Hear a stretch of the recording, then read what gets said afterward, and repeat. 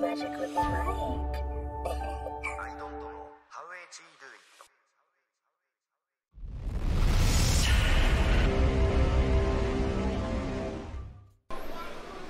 What up, what up? It's your boy, Magic with the Mic, man. I'm back again with another Junk Mail episode, man. And this time, it's going to be a little bit different, man. I'm doing something on the Euphrates again, man. Like, cause this is the shit that needs to be fucking talked about. I don't give a damn. Like, everything else, whatever. Yeah, I mean, it's cool. Whatever. You want to talk about it, whatever. But this shit right here needs to be talked about. Cause this is the shit that don't be talked about. I'm not even going to sit here and ramble on it. I'm just going to get right into this shit. And yeah, man, I don't know, but I am gonna say this though. I don't know if you believe in heaven and hell, God, devil, you know what I'm saying, all that stuff, but I'm here to tell you, man, it's very deep, man. It's very deep, and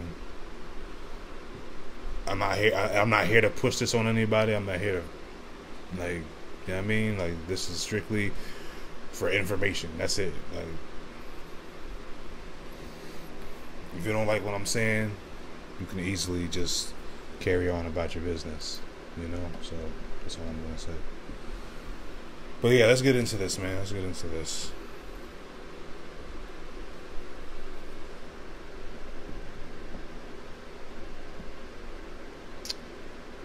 And, yeah. Experiencing technical difficulties.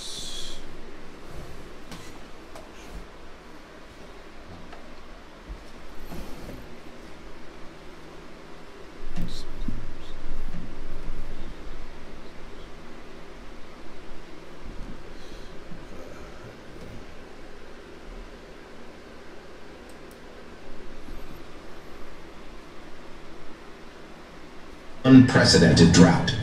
Spanning from Turkey to Syria and then Iraq, this long stretch of river has been the major source of water in the region for over 10,000 years, sustaining human civilizations and allowing them to flourish.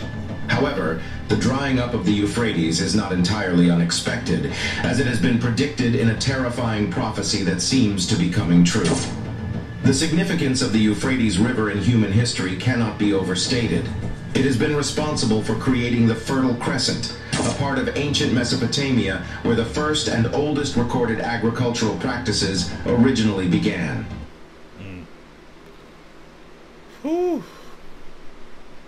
That shit is crazy. And other agricultural practices, which later spread to other parts of the world. The Euphrates River was also one of the first rivers to be recorded in the Bible, as it was among the 4 rivers that were said to originate from the Garden of Eden. In biblical records, the Euphrates served as a key dividing key events such as wars and invasions that have in turn shaped the distribution of people and power in much of Asia and North Africa. I kind of skipped a little part, but I got the gist of what they're saying, so I'm going to explain it just a little bit. Basically, what they're saying that it was a key part of like separating colonies and whatever else from going to war and everything else like that. And I mean, and like, so yeah, that's essentially what they were saying.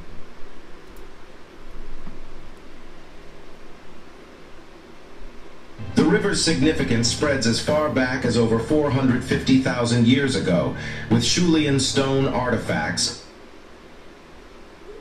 having been found buried in its banks. Stretching a distance of over 1,730 miles, originating from the Armenian mountains in eastern Turkey, the Euphrates is the longest river in Asia, and together with the river Tigris, makes up the Fertile Crescent. The river flows through steep gorges and canyons in Turkey, then through lowlands in Syria, before cutting clear across Iraq and entering into the Persian Gulf. However, this ancient river is now drying up, with a significant drop in water levels across the length of its path. In most places in the lower part of the river, mostly in Iraq, the river has completely dried up, with the riverbed now completely visible, and what used to be submerged underwater now barren lands of cracked soil. In most places where the water has dried up, farmlands have villages into unusually long droughts. Like, this right here, this is some ill stuff right here, man. Like, if you know anything about the Bible and you know anything about heaven and hell, God and stuff like that, bro, this is one of the craziest things that is happening biblically right now. And this is the shit that they're not. This is the shit that they're not talking about because they don't want you to be. They don't want you to be aware of it. But I'm putting this shit out there. I don't give a fuck. But yeah, but nah. But yeah, like this is some like this right here. It's some ill shit, bro. It's ill. Like, and if you know, like I said, if you know anything, especially like if you know anything about Revelations, this is all in Revelations, man. Like, it's all happening right now. Like,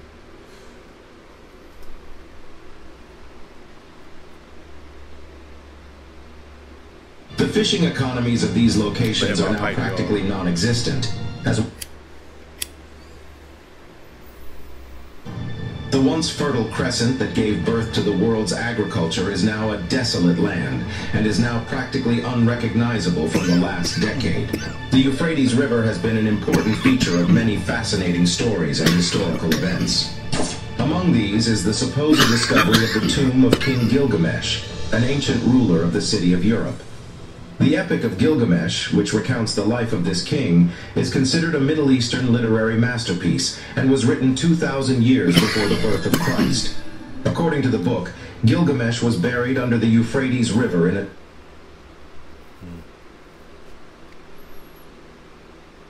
king of Uruk, an ancient kingdom on the banks of the Euphrates in what is the present-day Iraq.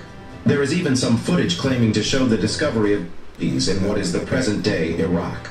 There is even an ancient kingdom. I gotta run that back a little bit. My fault, y'all. Gilgamesh is king of Uruk, an ancient waters parted following his death. Gilgamesh is king of Uruk, an ancient kingdom on the banks of the Euphrates in what is the present-day Iraq. There is even some footage claiming to show the discovery of Gilgamesh's tomb, which many find intriguing. Cause yeah, I had to run it back. I'm sorry, y'all, cause I'm learning shit. I'm learning shit right now as well. Like this is shit that I'm learning too. And I mean, I know as far as like the river drying up and stuff like that, I know about that stuff. But as far as like this right here, Gilgamesh and all that stuff, like I remember I think I seen a video about Gilgamesh before, but I don't know much about him at all. So, but feel free to look him up too. Like I'm probably gonna have to do some research on him myself.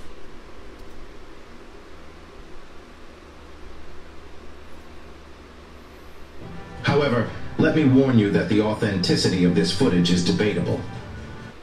This is debatable.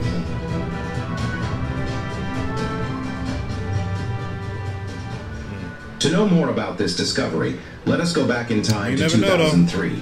German explorers and archaeologists led by Jörg Fassbender found an ancient tomb that they believe belonged to giants that roamed the earth centuries or even millennia ago. The researchers reported that they discovered the bodies of massive giants and sent them to laboratories for testing,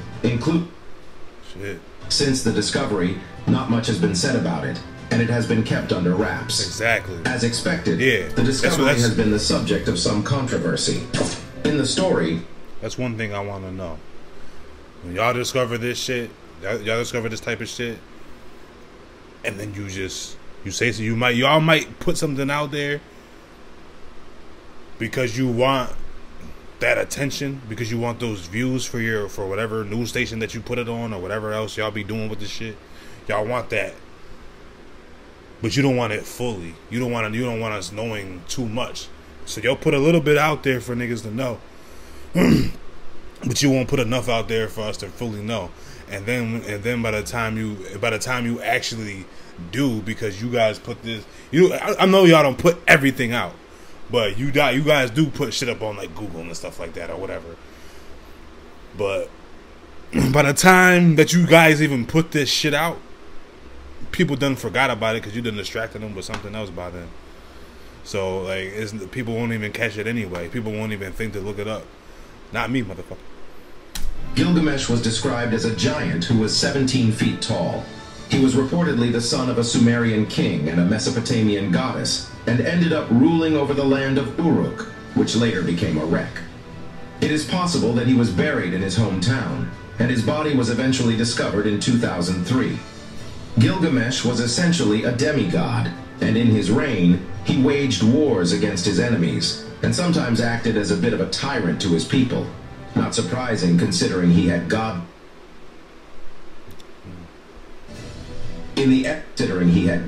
strength and could pretty much do whatever he wanted. In the Epic of Gilgamesh, it is said that the gods finally listened to the cries of Gilgamesh's people, who had to live in fear of their all-powerful king, and they wanted a savior. So Anu, the king of the gods, used clay and his own spit to make Enkidu, a wild man who would challenge Gilgamesh to a contest of strength. When Gilgamesh and Enkidu eventually came to blows, it was pretty epic, and their duel Gilgamesh still reportedly lasted days. What? Eventually, Gilgamesh still managed their duel reportedly lasted days. Eventually, Gilgamesh still managed to eke out. Dang, bro. Sheesh. Yo, this is crazy. Like I like learning about stuff like this. This is my field. But this, hold on, I gotta run this back a little bit. As you see, my shit be tweaking. It's time just for an upgrade.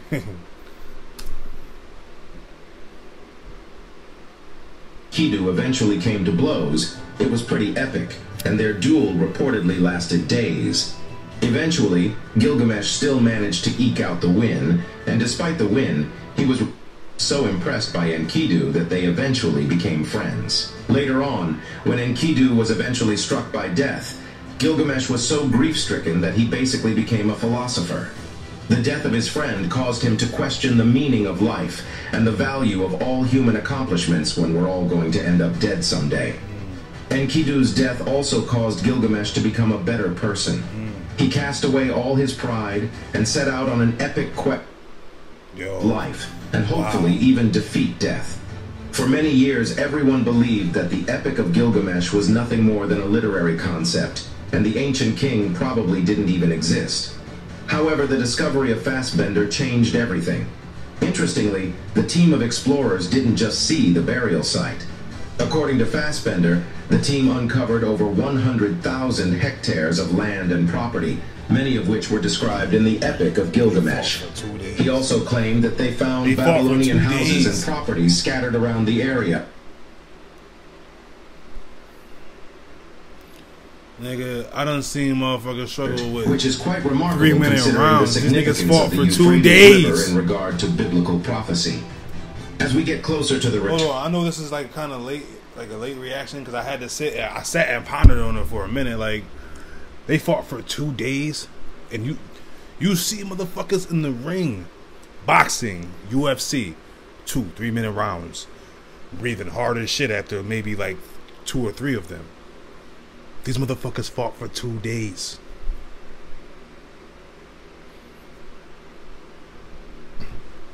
There's no way that that's all human. There's no way. Yo, like of the Messiah. It is astonishing that more and more discoveries are being made that point towards the Bible being fact. Aside from this tomb, there were nobody other wants to talk important about it. discoveries that were made due to Nobody drying wants to up say of the shit Euphrates about it. River. According to scientists, the Euphrates riverbed has revealed 6 distinct historical periods, each with its own unique artifacts and treasures. These periods include the Sumerian, Akkadian, Assyrian, Greek, Byzantine, and Islamic eras. Without diverting the river or creating lakes in the desert, Syria constructed the Euphrates Dam in 1968, which led to the flooding of many ancient sites along the river. However, a few monuments and artifacts were saved from destruction. The region along the Euphrates River is home to hundreds of Syriac Christian monasteries and numerous cemeteries. Interestingly, when the sun shines and the lake water is clear, the submerged cemeteries can be clearly seen. In the western district of Raqqa, a few graves have been found on the right bank of the lake. However, the left... This is crazy, bro. Rock as well. For example, the ancient city of Talbas have been revealed in Iraq as well. For example, the ancient bank has not been thoroughly studied, Yeah, found on the right bank of the lake. Not doing that. However, the left bank has not been thoroughly studied due to its rockiness and difficulty in digging. Ancient cities and monuments have been revealed in Iraq as well. For example, the ancient city of Talbas was uncovered in Anna, Iraq, as the river's waters receded. Iraqi archaeologist Mohammed Jassim claimed that the lower water level at the Haditha Dam resulted in the appearance of at least 80 historical monuments. Damn. The Antiquities Department in Duhok, Iraq's Kurdistan province, recently announced the discovery of a Mitanni Empire city that dates back 3,400 years, which was discovered when floodwaters in the Tigris River basin receded. Another incredible archaeological discovery made due to the drying up of the Euphrates River is the ancient city of Zakiko, which was mentioned in Babylonian writings. This city boasts several buildings, including a palace, a huge fence, and cuneiform texts that have been found. What's more, mud walls that had been sun-dried for over 40 years had held up. They believe this is because of a city-destroying earthquake that buried and protected the city for millennia with the debris of the higher portions of the walls. As we consider the fascinating discoveries around the Euphrates River, we cannot help but wonder what other artifacts and evidence may be hidden beneath its depths. Undoubtedly, there is much more history and knowledge waiting to be discovered, evidence that will only add to our understanding of ancient history. These discoveries truly shape our understanding of the past, and we can't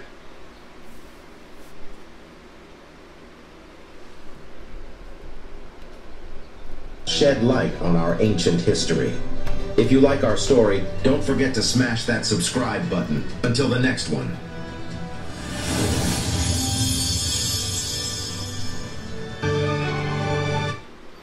Yeah, man, that shit, that's crazy. Yeah, and you seen that guy at the end, he picked up that piece of gold.